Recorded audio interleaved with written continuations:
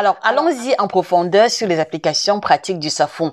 À quoi peut servir le SAFou dans notre quotidien? Comment pouvons-nous le consommer pour tirer largement profit de ses propriétés? Voilà, mais avant de poursuivre, je voudrais attirer votre attention sur un élément très important au sujet du SAFou, c'est que sa composition, c'est-à-dire que il est riche en protéines, c'est vrai, mais au-delà, il va contenir des acides aminés essentiels. C'est-à-dire que les acides aminés que l'organisme ne peut pas synthétiser lui-même et qui doivent être apportés obligatoirement par l'alimentation.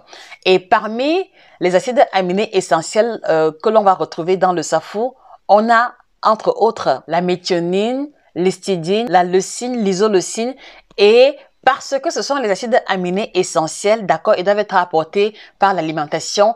Et la conséquence immédiate, écoutez-moi bien, la conséquence immédiate de cette composition extra va faire en sorte que le fait de manger le SAFou, d'accord, le SAFou ou les prunes avec une portion de féculents qui peut être le manioc vapeur, du plantain mûr, du macabo, les tubercules, le fumbois, non pas le fumbois,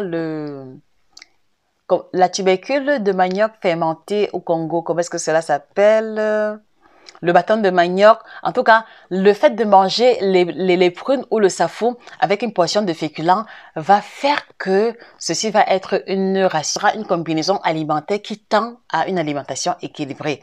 D'accord? C'est-à-dire que si vous mangez par exemple du plantain mûr, vapeur ou alors brûlé avec du SAFou, la composition générale de cette combinaison fait en sorte que, voilà, c'est-à-dire que cela constitue une ration équilibrée parce qu'il y a à l'intérieur et les protéines et les glucides et les vitamines et les sels minéraux. Voilà. Et quand je dis équilibré, c'est aussi parce que vous devez comprendre que le SAFou contient les protéines qui ne sont pas différentes de l'œuf ou du lait. Et vous le savez, dans l'alimentation classique ou alors au commencement des fondamentaux de l'alimentation, voilà, vous savez que le lait et les œufs sont des aliments presque complets parce que ils ont une forte teneur en protéines, forte teneur en acides aminés.